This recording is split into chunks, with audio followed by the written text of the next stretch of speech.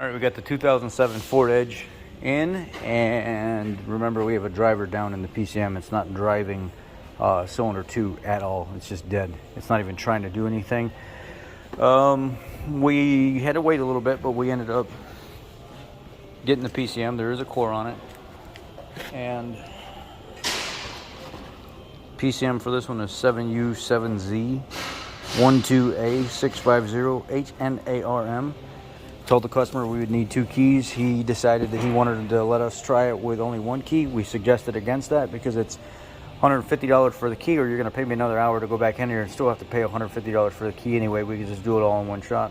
He still decided that he wanted us to try it without that. So here we are. I'm going to go ahead and start taking all the connections and stuff up. Well, actually, you know what? I'm going to do a PMI where I pull the data from the old one and then switch everything over when it tells me to.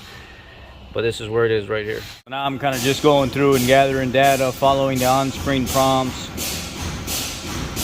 connected, you know, via the internet and stuff like that. So Vin Module Verification process, okay. Yes, the VIN is correct. It'll go ahead and pull what it needs to pull, and then we just keep going through the steps. All right, now we're at the point where it's gathered everything it needs to. And it wants me to go ahead and install the new module and then confirm when I've installed it. So I've got it pulled out of the box already, and we're going to go ahead and pull this module and stuff out of here. I use a little WD-40 on those threads right there because of how nasty they are. This one with this radial suppression deal right here, it's mounted off to the side. I just barely break it loose and turn it a little bit so it releases the tab that holds that in a little bit, just for the simple fact these don't like to come off of here. You end up having to cut wires and redo grounds. I left that alone. I just spun it a little bit, and now we'll put it back once we get the computer in. Out with the old and with the new. All right, I got everything back together and torque back down. The connection's good. Now I'm going to go over here to the computer and continue the installation process. Install new module in vehicle, done. Confirm when new module is installed, done. The module you're about to reprogram has multiple internal memory locations, okay. Set the ignition switch off, okay. Really no reason to set it off because it's already off. I just had to verify. Set the ignition switch on, okay. It automatically goes into a race procedure and automatically into programming. I didn't even have to verify it. By the time I turned the key back on, it was already doing its thing. So let's let it do its thing. Now the programming is done. It says cycle key off and then on. Touch tick to continue. All right, so let's go in here. Cycle key off and then on. Touch tick to continue. So let's touch the tick to continue. Procedure with routine. Please wait. The programming has been loaded successfully. It says before the vehicle will start, you need to navigate the toolbox and run the appropriate PATS function. Confirm. Go under body, go under security, go under PATS functions. Go through your security check. It says control function, maximum number of keys, minimum number of keys required after ignition key raise 2. Says this procedure will take 10 minutes. Do you wish to continue? Yes.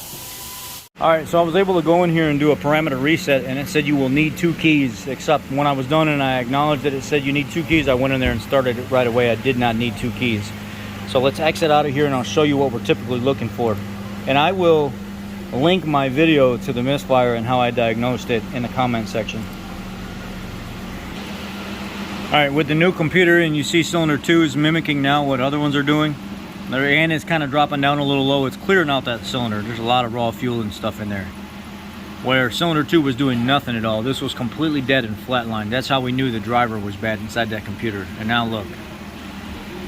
Everything is functioning just like it's supposed to function. And mimicking.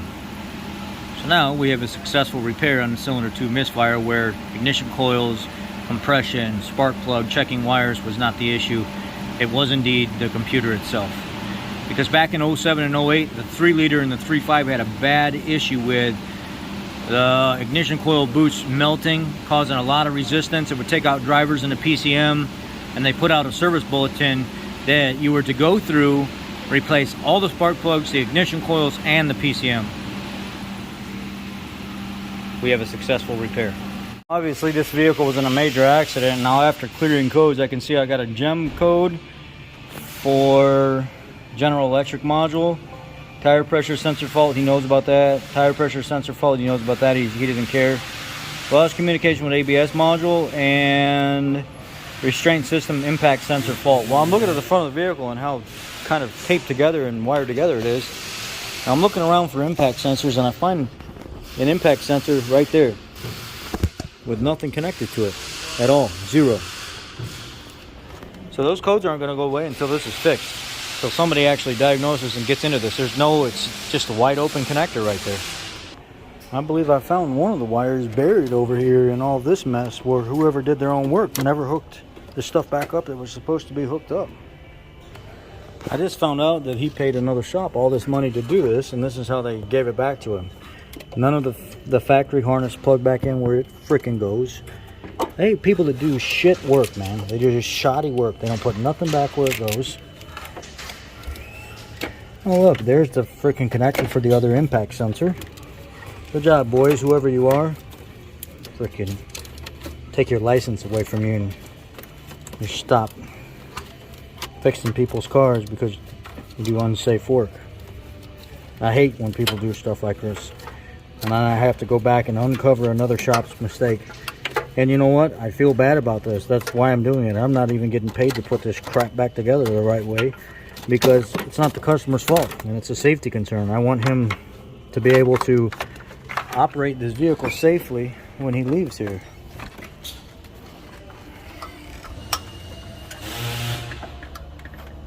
And, you know, they just told me this came from another shop.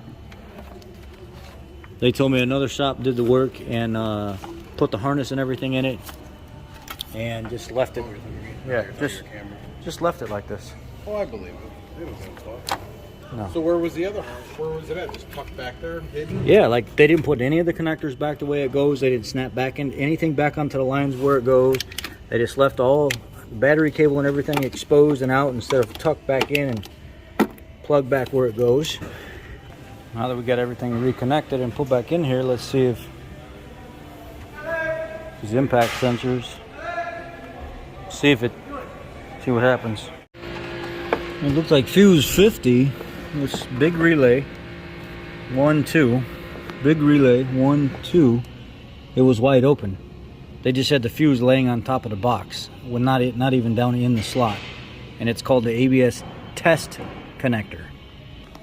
And if you get into the wiring diagram like I just looked it up, it says anti-lock braking system ABS module and ABS test connector 10 amp fuse. Now let's go back and rerun and see if we get this fail for the ABS module down here. Well, I can tell the ABS module is now online because the ABS light already went off once I plugged that fuse in. Now my computer's froze up. So the impact sensor codes are gone because I plugged both those impact sensors back in and resituated that harness, and then that fuse wasn't plugged in the box on fuse slot 50 for the ABS module. Well, test drive went well. No misfire, no nothing, no ABS light, no codes coming on. He's got 2 tire pressure sensors that he just said he's not interested in fixing, so it is what it is. I was able to pull the entire front bumper off, cut all the zip ties on the shoddy work that was done before, refasten the entire passenger side, clip it back into the factory clips, and then bring the front bumper up and over the radiator support like it's supposed to be, and refasten with OE style connectors right back into the support instead of using zip ties. The only place I had to use zip ties was as the passenger fascia wraps around and goes up to the fender. That's all damaged right there. The support that it clips into is gone, so I had to drill a couple holes back into the plastic and fasten it up better than what it was before. So it's actually looks really good now, being damaged the best it could possibly look with everything put back together. The customer will be happy when he comes and picks it up that everything's nice and tucked away and fastened back the way it was OE. The story is, I mean, you guys be the decision maker on that, on whether or not you believe it was another shop, but that's the story. And you could tell it's been sitting for a while somewhere because of the battery connections and stuff at the fuse box, and how long those wires were just kind of sitting back in there tucked away. It says there was another shop that did the work. It's been more than one shop. They just didn't They couldn't diagnose the misfire properly with all the new ignition coils and gaskets and spark plugs. They couldn't dial that in completely, and then they couldn't figure out the ABS and impact sensor codes that were present. So the customer wanted me to take care of that while it was here. And he was expecting it to be, a lot more, but I just went with my visual inspection first. Let's look at where the damage was at. Let's look and see if the impact sensors are even there. Okay, they are. They're not plugged in. The wiring harness wasn't quite routed correctly and plugged back in. And then the fuse was pulled from fuse 50 in the ABS module, which brought everything back online. All I had to do was just clear the codes.